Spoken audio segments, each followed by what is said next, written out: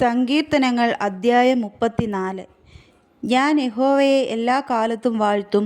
അവൻ്റെ സ്തുതി എപ്പോഴും എൻ്റെ നാവിന്മേൽ ഇരിക്കും. എൻ്റെ ഉള്ളം യഹോവയിൽ പ്രശംസിക്കുന്നു.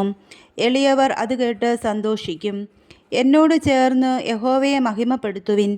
നാം ഒന്നിച്ച് അവൻ്റെ നാമത്തെ ഉയർത്തുക.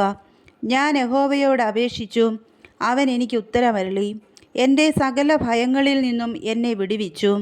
അവങ്കലേക്ക് നോക്കിയവർ പ്രകാശിതരായി. അവരുടെ മുഖം ലജ്ജിച്ചു പോയതുമില്ല. ഈ എളിയവൻ നിലവിളിച്ചു, യഹോവ കേട്ടു. അവൻ്റെ സകല കഷ്ടങ്ങളിൽ നിന്നും അവനെ രക്ഷിച്ചു.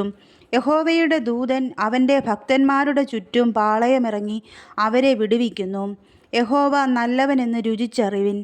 അവനെ ശരണം പ്രാപിക്കുന്ന പുരുഷൻ ഭാഗ്യവാൻ. യഹോവയുടെ വിശുദ്ധന്മാരെ, അവനെ ഭയപ്പെടുവിൻ.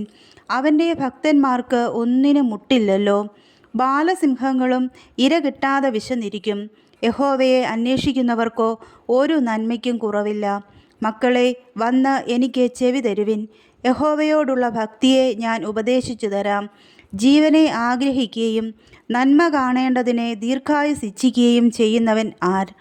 ദോഷം ചെയ്യാതെ നിന്റെ നാവിനെയും വ്യാജം പറയാതെ നിന്റെ അധരത്തെയും കാത്തുകൊള്ളുക. ദോഷം വിട്ടകന്ന് ഗുണം ചെയ്യുക. സമാധാനം അന്വേഷിച്ച് പിന്തുടരുക.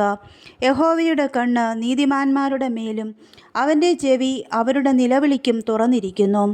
ദുഷ്പ്രവർത്തിക്കാരുടെ ഓർമ്മയെ ഭൂമിയിൽ നിന്ന് ഛേദിച്ച് കളയേണ്ടതിന് യഹോവയുടെ മുഖം അവർക്ക് പ്രതികൂലമായിരിക്കുന്നു. നീതിമാന്മാർ നിലവിളിച്ചു, യഹോവ കേട്ടു. സകല കഷ്ടങ്ങളിൽ നിന്നും അവരെ വിടുവിച്ചു. ഹൃദയം നുറുങ്ങിയവർക്ക് യഹോവ സമീപസ്ഥൻ. മനസ്സ് തകർന്നവരെ അവൻ രക്ഷിക്കുന്നു. നീതിമാന്റെ അനർത്ഥങ്ങൾ അസംഖ്യമാവുന്നു. അവ എല്ലാറ്റിൽ നിന്നും യഹോവ അവനെ വിടുവിക്കുന്നു.